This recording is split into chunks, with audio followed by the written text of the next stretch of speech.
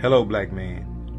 This guided journal is being made available to build character, confidence, and define the inner person. It has been deemed clear that our culture and our past has hindered Black men from being open and vulnerable. Hello, Black Man. Hello, Black Man.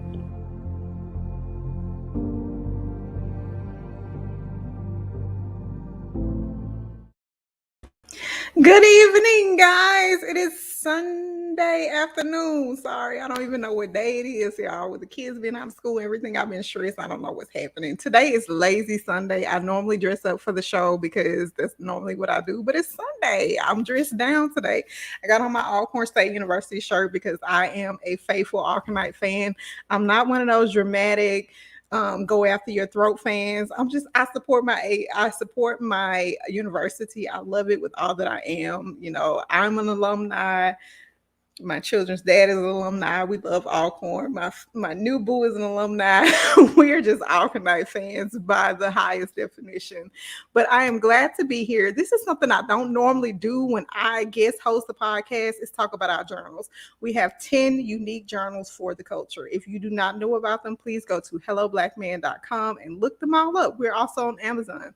We have Hello Black Man, Hello Black Child, Hello Black Woman, couple, teen, you name it, educator, entrepreneur. We're all out here and we have things to talk about. So this month I have been going live with just people that I know, people from my social network, to let you guys know who they are. Tonight I have very special guests, people who are near and very dear to my heart. I'm so glad that they agreed to do this. And I don't have a bio for them, but one of them happens to be my cousin, like my real biological first cousin. Like her mom and my mom are sisters. Like, get that, right? And we're going to have a good time tonight. We're going to talk about some parenting, marriage, love, just everything. You think about it, she is probably one of the most patient people in the world. And I'll tell you why once I bring her on. But without further ado, I'm going to bring her and her husband to the screen. They are Mr. Monificent and Natural L. They are coming to you right now from some part of Texas. Maybe Austin, Killeen, I'm not sure. Somewhere over in that area. It's a long way away, so we don't get to see each other often, but I love her dearly. So welcome, the two of them. Well, I almost messed it up because I almost called you. You know what? I almost called you. and God had something mad at you, and ain't because of us. It's because you yes, you did. I know you by this, and then I know you by this. It ain't nothing like that. It's just she didn't. Because know. I mean, I'll be looking for you on social media sometimes to tag you and stuff, and I'll be like, "What is her name?" And then I'll be like, "Forget it." It's Maturi. N-A-C-U-R-I. Okay. Listen, I didn't want to jack that up, but what I do want you guys to do is tell the people who you are and just a little about yourselves. Like, what do y'all do? Like, tell us everything we really want to know but don't want to know. Go ahead. Okay, well, I'll start. So I am 37, and we reside in Manor, Texas, which is about 20 miles outside of Austin, going east. And we have 5 children together, and ranging from 28 to 13. We have a very blended family, and we are married. We've been married for 8 years. We have been a couple on and off for about 17, 18 years. So we've been in this thing. But so I have a bachelor's degree in psychology, and it is emphasis on child development.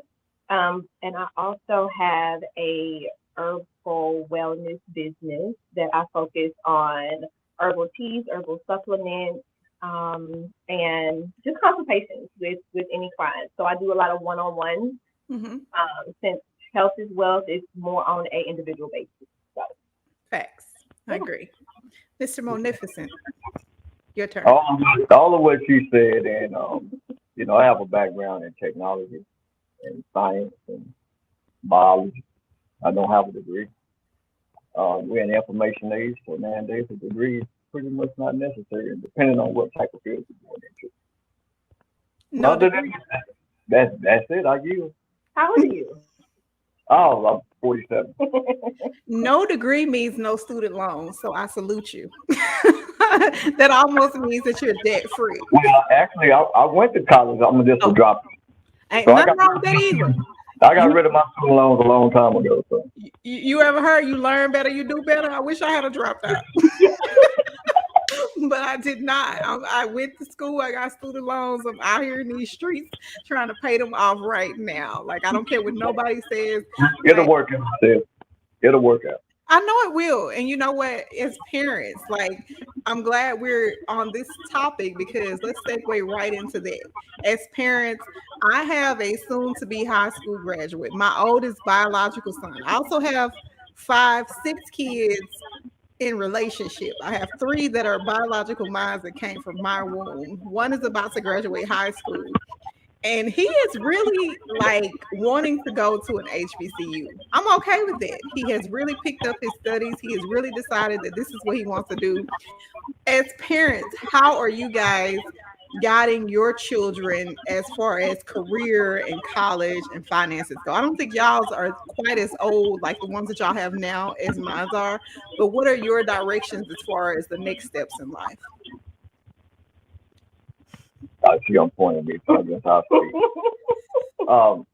So I was son. He's 13, 14, 15. I'm just way off. 15. Men. So he's 15, and just going through my cycle of life, what I've learned is, you can learn a lot by on-the-job training and watching other people. And one of the things that I tell him is, at this age, go work for free. And what I mean by work for free, go work at a job with someone and learn the craft. I mean, really be in it to learn how they move, how they do everything. Because they parents have resources to where we can start you a business and you can compete or start your own business being an expert in that field, depending on what that is. Exactly. Now, college, if you're going to college, I feel if you're going to be a neuroscientist, a lawyer, a brain surgeon, a nuclear physicist, then yeah, I see that. Right. Or if you're just going for the experience, I just want to go for the experience, just to see what it's all about. How you? And I think that college is a good networking platform as well. You get to see many different melting pots of cultures and people and just how they move and how they do things. So I definitely agree that college is a good place to experience a different aspect of life and truly decide if that's for you and if you want to do that.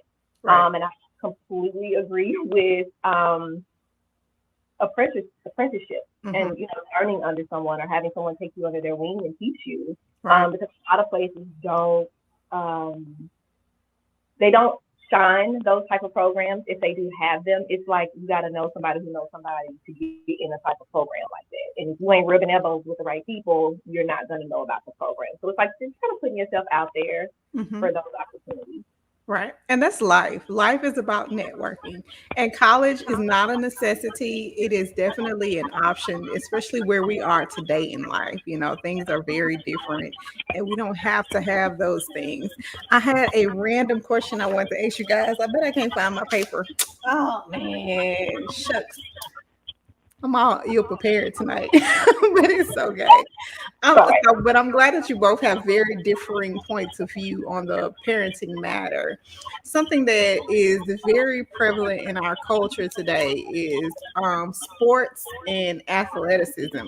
And I know that your son plays sports. Like, as far as that goes, are you guys pushing him or do you not push him? And the reason why I asked that question is because my son has played football since he was about 5, but it has not been a necessity from my side, and not even from his dad's side. His dad was a football player, but he hadn't been that over aggressive. You got to do this, you got to practice, you got to play.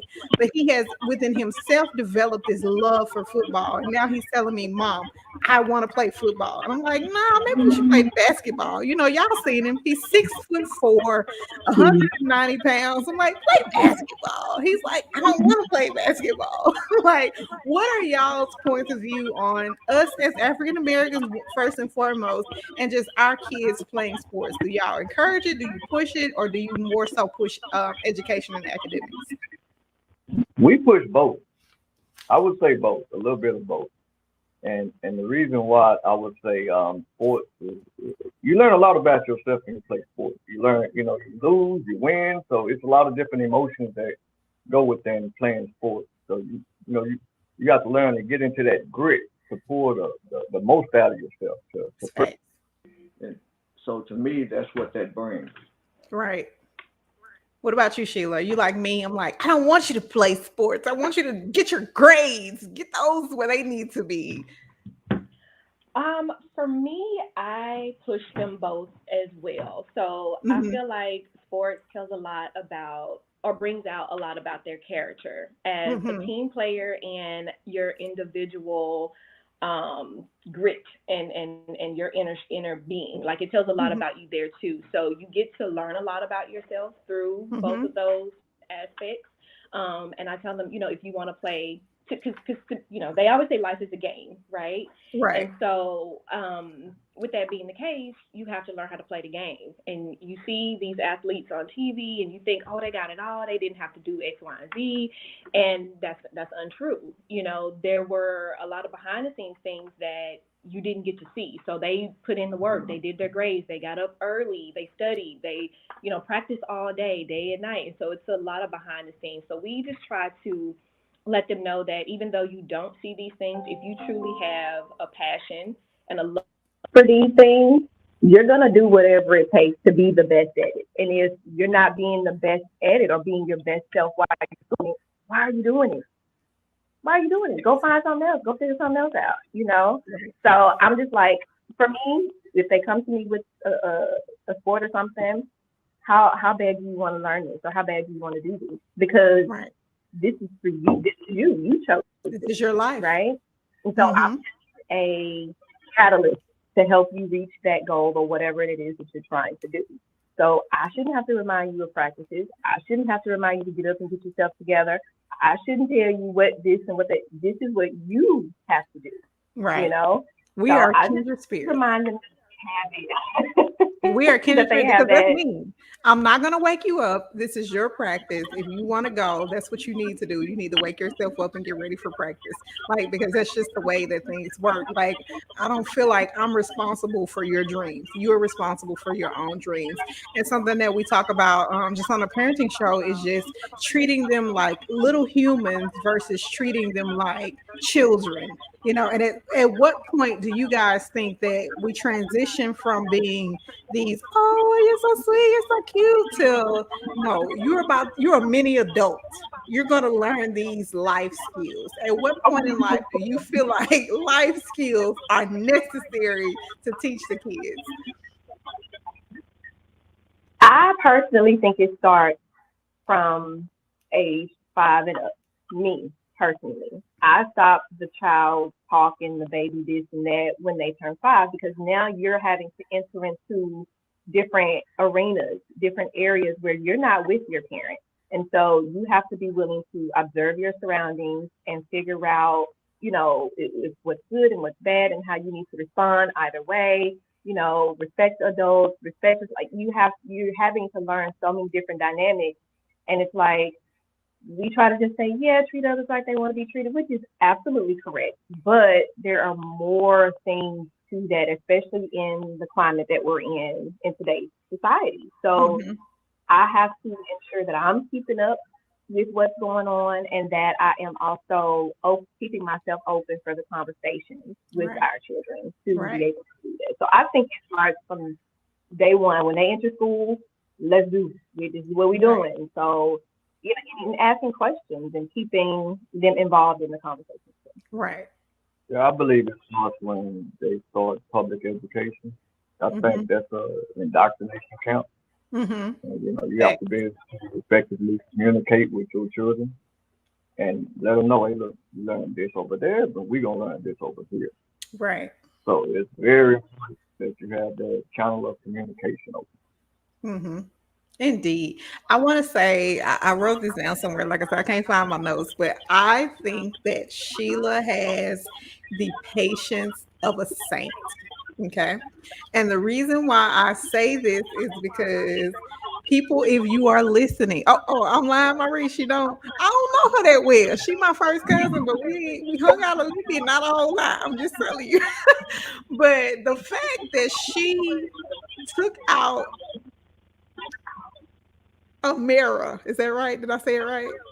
Amira's locks. Like, I watched the process in depth because y'all know I am a lock connoisseur. Like, I love anything and everything locks. She sat down, for my viewers who are lock lovers, and combed out that child's locks. Do you know she would have been as bald as Maurice if she had asked me to comb out her locks? Are you crazy? No, it's not happening. I would have been like, girl, you on drugs.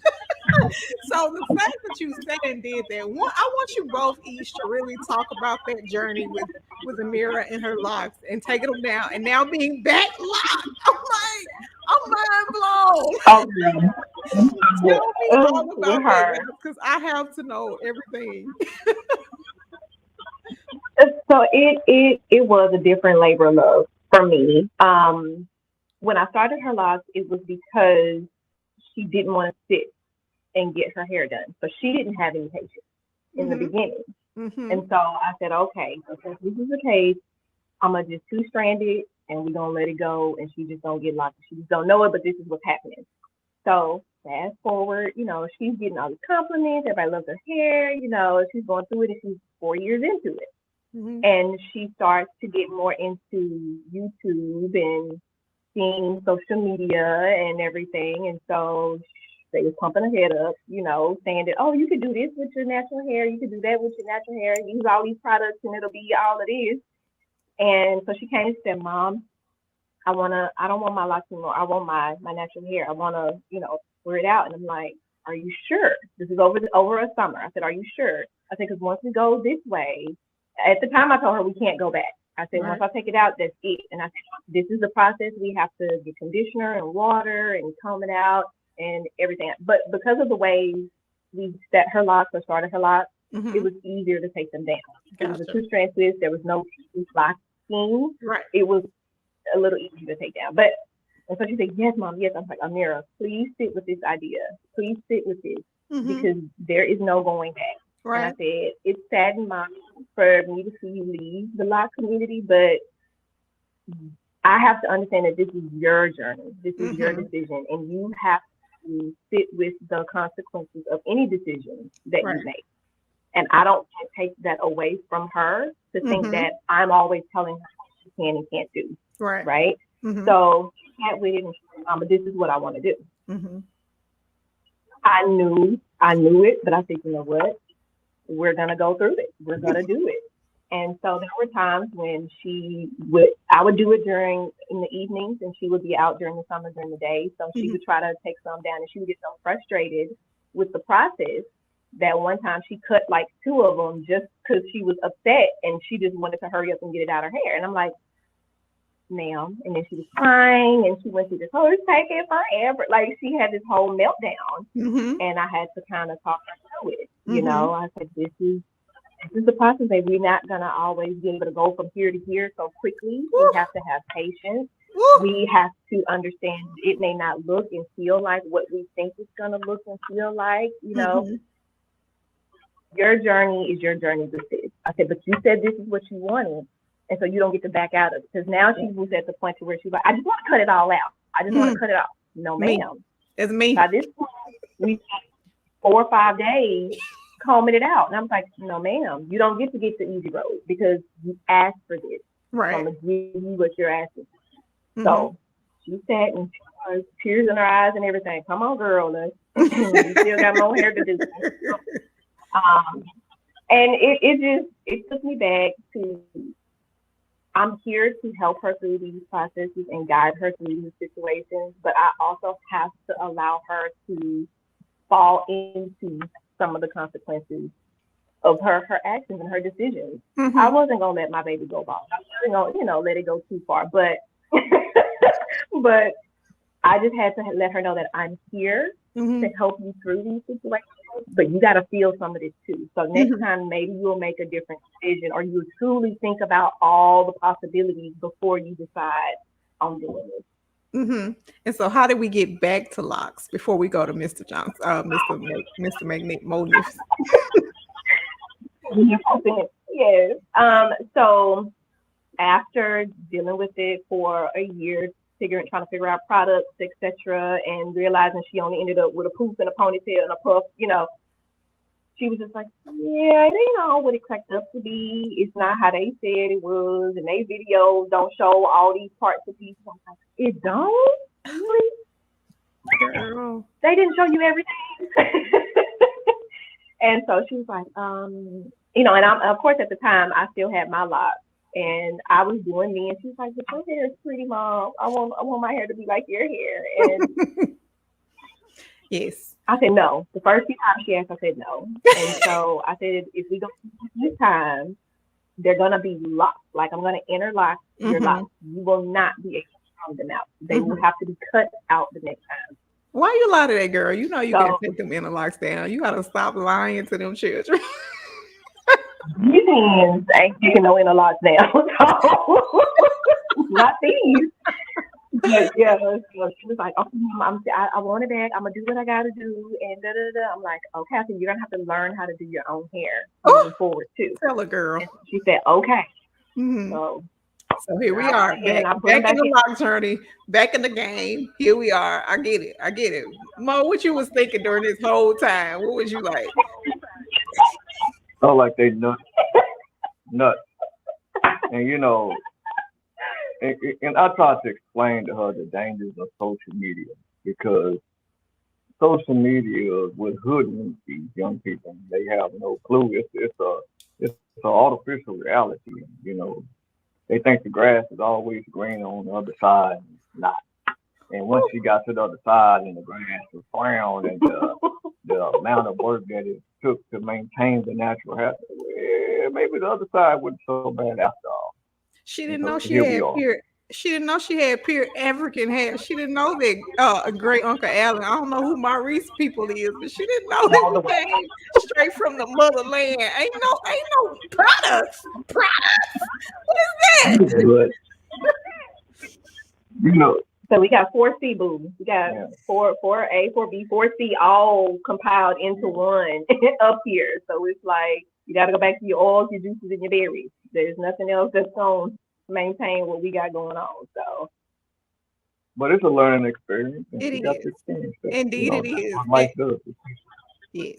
Indeed, my daughter, I don't know if y'all got a really chance to see her. No, you didn't get a chance to really meet her. She has locks. They're kind of smaller like mine. I started them. I be trying to cut hers out all the time. She like, for what, girl? You better get back. I be like, don't you want to see what it's like on the other side? She like, no, don't touch me. But you know what? Listen, so Mr. Magnificent, you have kind of segued us into another topic about social media. Like, how controlling are you guys of your children's social media if they have it? I know you said that Amira has, I guess, YouTube, and she's able to look at videos and stuff. How much control do you think is too much control when it comes to your kids? And do they have other social medias like Instagram and Twitter and so forth? Because my oldest son, he has Twitter because that's where like the college recruits are. At least that's what he told me. That's why he wanted to have it. So as far as Instagram and all those other sites, do you guys allow y'all children to have them? And do you monitor those things? They do have them. There's no such thing as too much control, because there's no such thing as privacy. We don't even have privacy as an adult. So they definitely shouldn't have any problems. And the sooner they learn their lesson, the better. Like a lot of these young people think, "Oh, it's my account; nobody would know." Mm-hmm. Whenever you put anything out in the public, it's there forever, and everybody can see it. And so we educate them. Be careful what you put out there, because once you put it out there, you can never take it down. Never. That's facts. What you got, Absolutely. And so I do. I monitor. I look. I go grab phones. Let me see what you got going on. I'm that parent. Yes. And and I'm asking questions about certain things, or about maybe some things that they may be doing, or like give me some backstory on this. Why are you looking at this? So what is this about? Or let's have a discussion about what you're viewing, if a need is for that. But we leave it very open as far as communication and conversations are concerned, because I'm like, we can talk about anything. I'm not saying I know everything. I know how to find out something if I don't know something, but I'm willing to have a discussion about anything, because either I'm teaching or I'm learning. So there's a constant revolving of information. So we definitely keep it open. Right. So quick story. My son told me, and I recorded his video statement. He told me, matter of factly, I do not want to go to junior prom. He's a junior this year. I said, bet. I'm recording this. You don't want to go to junior prom. I knew he was going to come back and say he wanted to go. I knew that. But I recorded it so I could have it as a verbal contract. This is what you said. My money is staying in the bank. I'm not buying no tuxedo. I'm not buying nothing. He walks in my room night before last and he says, Mom, some girl asked me to go to junior prom. Get this.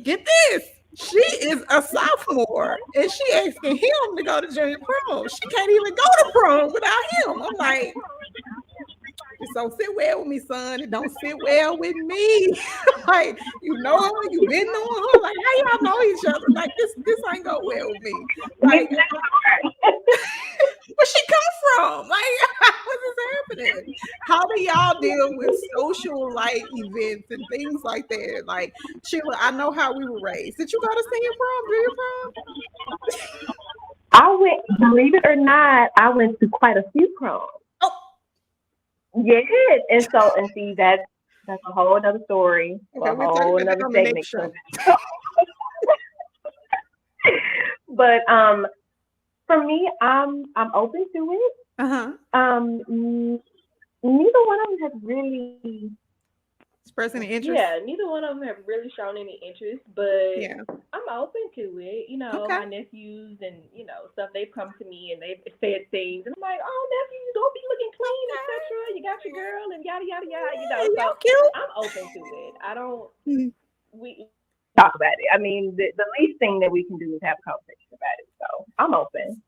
So I'm almost guessing that Maurice's background is not quite like ours. Like, what is your? I want to talk directly to you. You don't care nothing about. I didn't care nothing about no prom. I was trying to get out of school. Facts. Maurice, listen, I graduated 11th grade. Like, what am I staying here for? What do y'all need from me? Like, that's how I was too. So go ahead. I'm sorry. I'm listening. I graduated a year early. No, you're good. I was like, I graduated a year early as well. I'm like, what's the point of me saying I got enough credits? I got this. I'm not saying. They were like, you need to graduate with your class. We ain't going through life together. That's okay. What are they doing for me? But go ahead, Maurice. What are your ideas on prom and all of that? I had no interest in it. How about the children? Like, the children? That's what they want to do. If they want to experience it, that's their choice. I be thinking about my coins though. These kids don't come cheap these days. I'm like, how about this $30? He told me today, he was like, Mom, she wants to wear pink. First of all, she in the 10th grade. She depends on you to get there. You tell her what she wearing. That's what we doing here. We not playing these games. All right. So I have a journal here. Because she's not able to even attend the prom. So that's what makes that situation very interesting to me. So yeah. Good luck, cousin. I know that you'll figure it out. I said the same thing. I was like, you been talking to her? Like, how does she know you? Like, I've been trying to get the scoop. He ain't told me nothing. So I do have a journal. It's called Hello Black Couple. I don't know if you guys can see that. And I'm going to ask you a few questions. Did I go to prom? I did not go to junior or senior prom. I went to 8th grade prom with my middle school crush, believe it or not.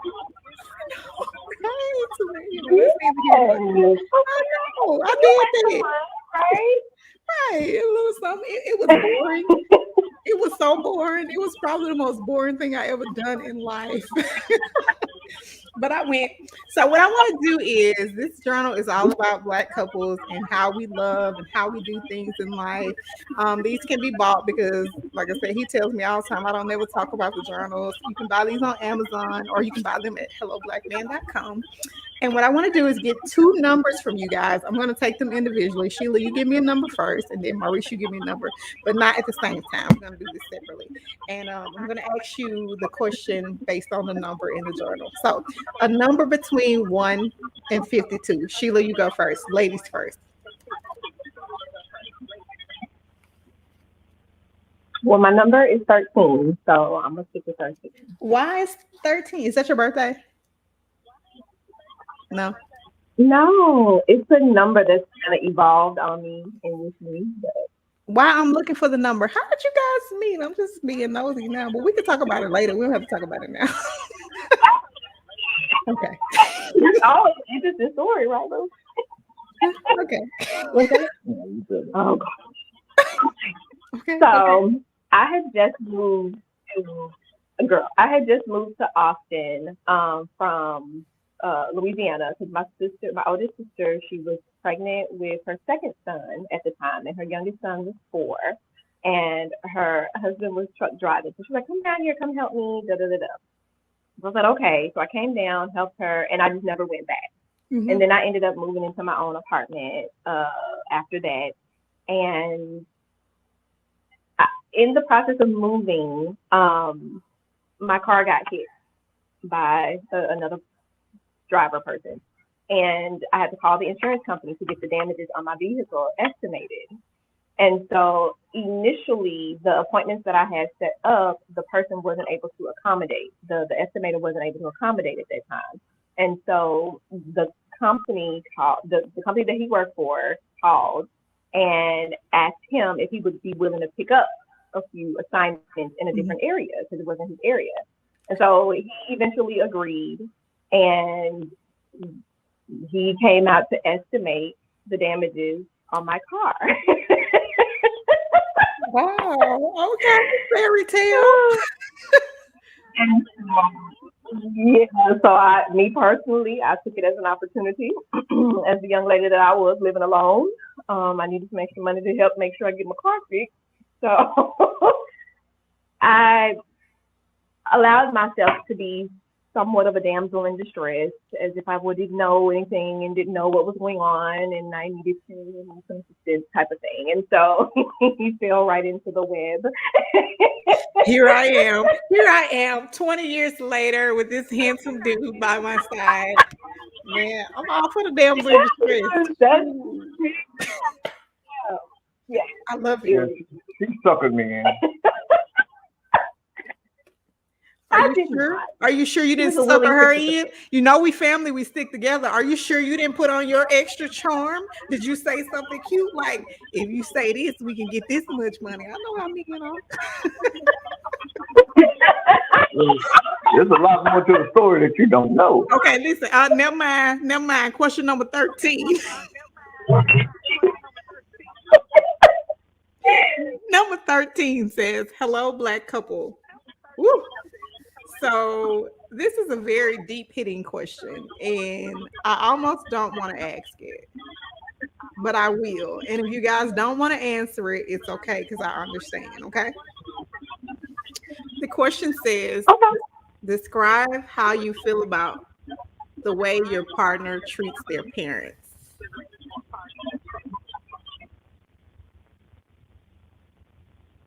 So for me, When I first met my husband's mother, I was like, okay. So she was a very short lady. Love her dearly, and she was very feisty.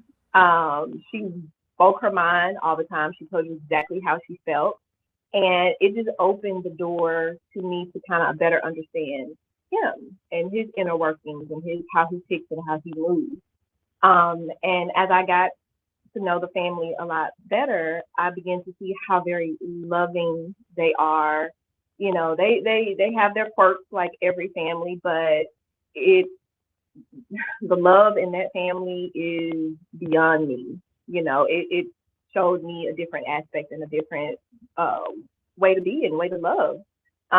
They'll do anything for you if they can, if they have it. They come together like no other. They fuss and fight, but it's like when it's time to get together, do this, they come together and they do that. She's very skilled and she's just an amazing being. So I learned so much from her. And like I said, it just taught me so much about him and how his relationship with his mother is, and just how much of a good decision that I made to be in. So. Awesome. What you got, Maurice? It was eye opener, you know. I know her background. I think they were Jehovah's Witnesses. You know, just going through, just seeing that firsthand was eye opener. I'm like, whoa, what did I get myself into? You know, it's just a lot of restrictions and roadblocks, and you know, I'm a free spirit. You know, I like it. Whatever I want to do, I want to do it. You know, and we don't celebrate this. We don't celebrate that. So, you know. It was eye opener, but it helps me understand her upbringing and you know how she moves and the way she thinks. You know, that's very interesting that you said it, because me too. I was born and raised Jehovah's Witness. We are, you know, cream of the crop. We went out and field service and knocked on people's doors, most embarrassing stuff in the world. I would do it again. I can honestly say I would knock on people's doors because folks need to know that Jehovah and Jesus and all those people exist. I'm just saying. But it does. And I'm glad you guys said that, because it's something that I say all the time. In order for relationships to work, you have to know where people come from. If you don't know how they were brought up, what brought them here, it's hard to understand who they are. You can love people better when you know how they've been loved, when you know how they learn how to love, or if they even learn how to love at all. So that's a segue into how you guys are raising your children. Do you feel as if your children are seeing more and being more adapted to a loving household and relationship than you were? And how are you changing the trajectory of how your children view and see love versus how you viewed or saw love? Okay, I guess that's the truth. Well, you know, I actually didn't really know what love was until I can say recently, going through my whole spiritual journey. And you know, when you really truly love someone, you not only love yourself, you love everybody. No one's off limits. Once you really truly understand what this reality is, we are really all one. And so by me knowing that, I can relate it to my children, telling them, no, you have to love yourself first in order for you to love anybody. Because I truly feel, you know, if you don't love yourself, there's no possible way you can love me or anybody else. So I believe that it starts with self first. You have to love yourself. And I tell our children, you know, love what God created. Look yourself in the mirror. You know, God didn't make a mistake. So what you see is what you get. You don't have to change anything about yourself. Love the skin that you're in, love your hair, love your mind, love everything.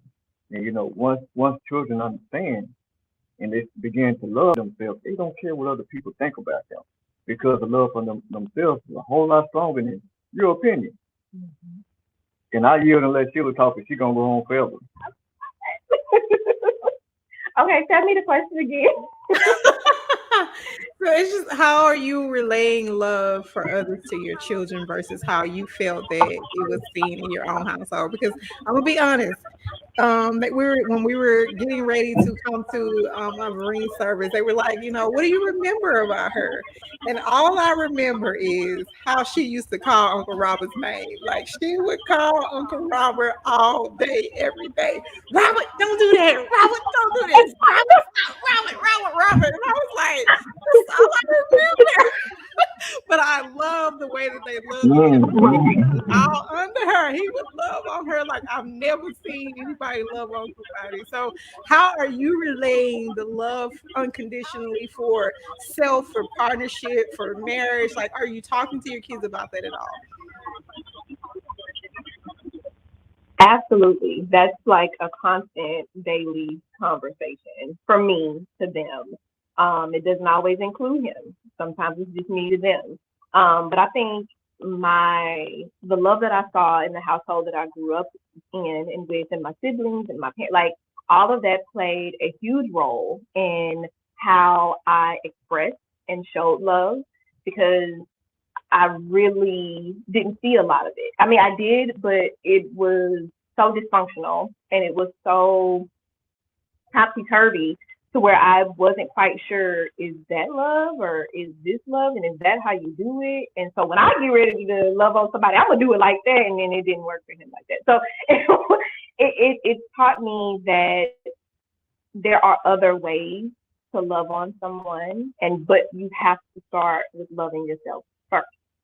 And then I had to go on this personal journey of my own to figure out if I truly was doing that. And I had to swallow that hard pill and be like, not 100%. No, I wasn't. So how could I expect someone else to love me 100% when I wasn't even doing it myself?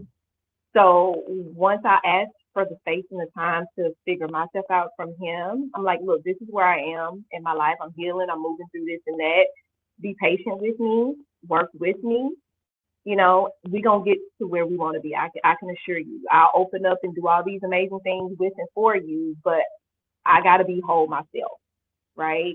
And so once we made the conscious decision to have a more functional relationship, to where we were communicating and open and knowing how to address conflict around our children, because our children were in the household, and I knew that yelling and screaming and throwing bombs and things, it wasn't effective. So I'm like, we're not doing that. And so we went to the children, this is how we have a disagreement. You're going to hear a few things, but if it gets too heated, we're going to separate, do it differently. And they were very receptive to it. At first they were like, this is different. This is weird. What is happening? And we just had to explain to them and have a conversation. But I definitely allowed them the freedom to express themselves to me.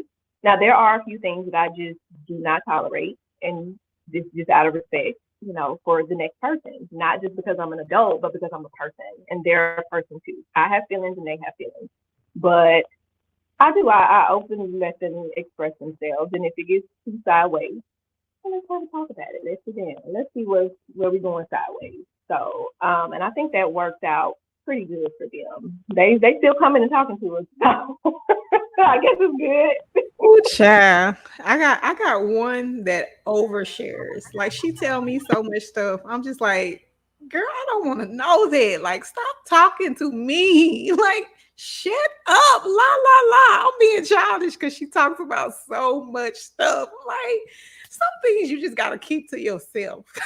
She's like, but I want to talk to you about it. And I'm like, I want you to talk to me about it. Like, it's crazy. And you were saying something about dysfunctional. I am a product of dysfunction. I know all about dysfunction.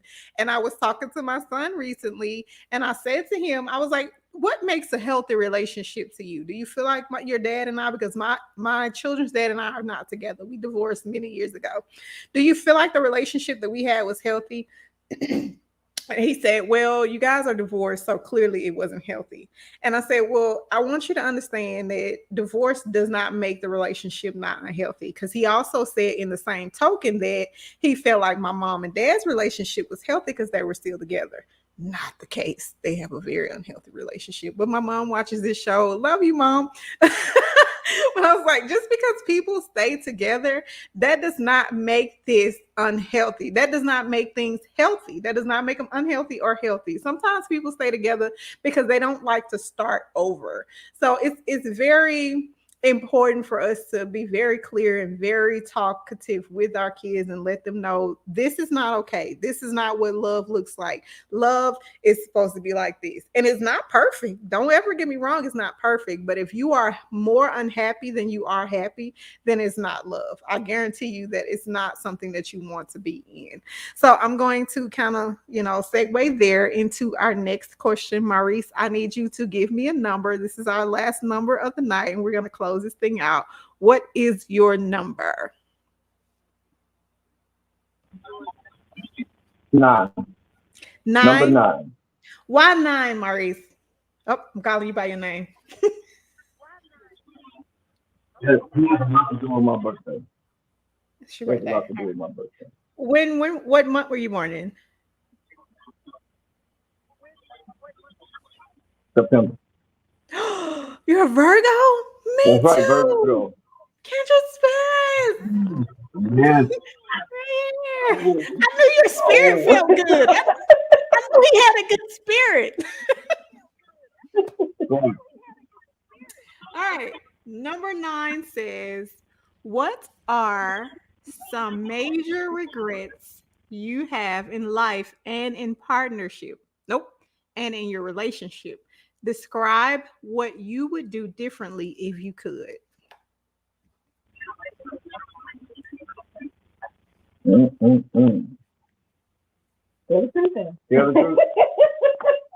the devil. To be completely honest with you, I wouldn't change a thing. I'm gonna tell you why I wouldn't change a thing. Because everything that I've been through in life got me to where I am now in life. So I had to go through all of these trials and tribulations and all of the pain and all the suffering for me to reach my higher self. So for me to get here, I have zero regrets because my life is like heaven now. I create my own reality, and I'm aware of what's going on, and I can stand on my own square and don't care what anybody say or feel about it. So I'm completely okay with the stand I'm in, and I have zero regrets. Oh, Sheila, now it's your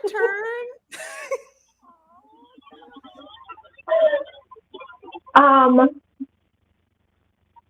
Given what I have been through and all of the insight that I have obtained along this journey that we call life, if I change any one part, it would change the trajectory of who I am right now.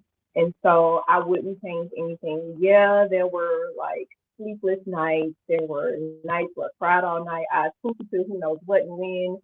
Days where I didn't know up from down, in from out. But at the end of the day, the lessons that I learned, the knowledge that I acquired about myself, I wouldn't change it. And the fact that, we have this blended family that we have, it's amazing. I wouldn't change not one thing. Never heard nobody say that. That is, I can say the exact same thing. I actually feel as if the relationship that I am in now is something that I never could have imagined. I never could have dreamt about the things that I get to experience now with my partner, because I was so blindsided to what love could be, what love was, what I saw that love was. So I solely believe your answers. They're going to be people out there like they lying. But if you change any part of what your life is or what it has been, you won't get to the greatest that you have, so I truly believe y'all. When I see y'all together, I love it. It's so cute. Y'all so cute. I like it. So I just want to say we're going to wrap this show up, but before we do, let's talk 1 second on blended families, because I too am in a blended family, and I can honestly say that my bonus kids, and people don't like bonus kids, but they don't live here with us. They've stayed with us. but they are the most magnificent things in the world to me. I absolutely love them with my whole heart. There's nothing in this world I wouldn't do for them. They keep in contact and they're closer with my kids than my kids are with each other. Tell me, for you guys, how is it being a blended family, and what do you feel is most important to tell people out there who are afraid to get in relationships with people who already have children and situations like that? How is it being a blended family?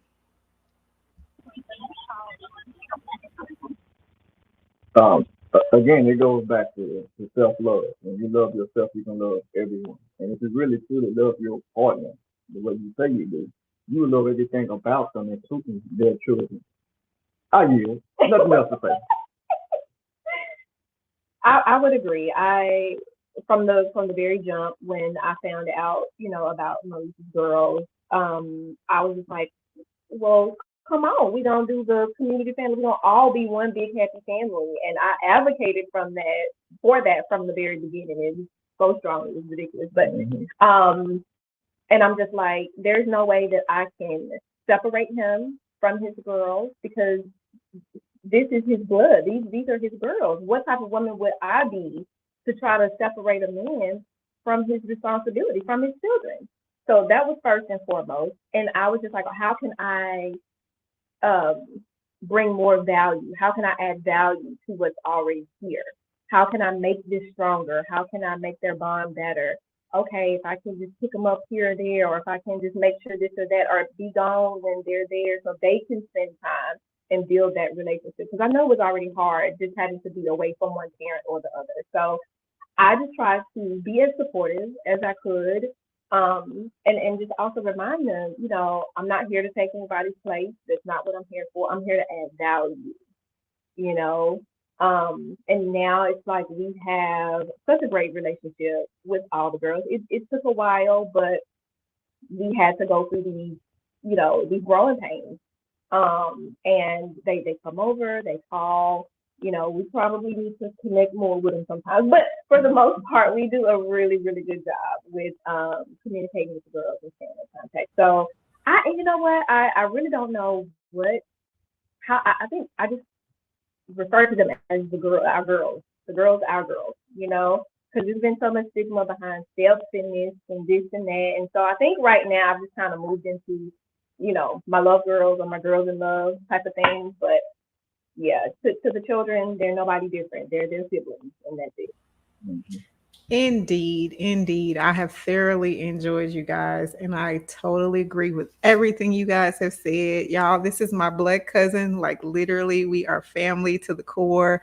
We have got to get together more often. I love and miss you dearly. I am. Can y'all see? Can y'all see the natural beauty going through this? We are working together to bring some great things to you guys.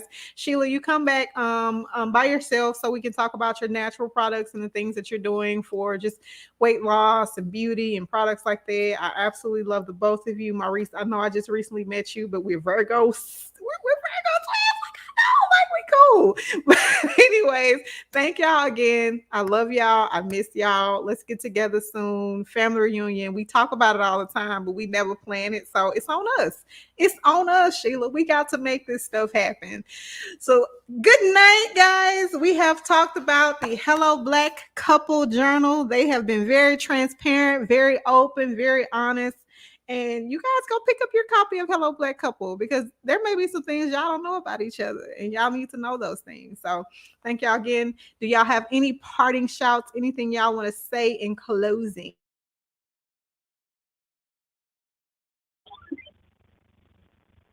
I will close and say Islam. And let me explain what Islam means. Not necessarily religion. It means I self-law am master. It means master over self.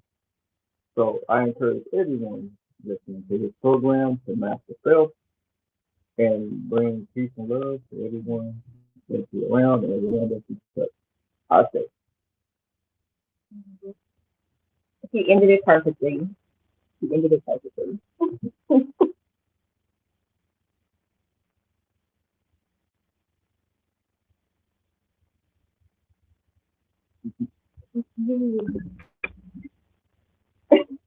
My bad. I had it on mute. I said perfect. Awesome. You guys make sure y'all go and check us out on all social media platforms, YouTube, Instagram. We are everywhere that you guys are looking and wasting your time.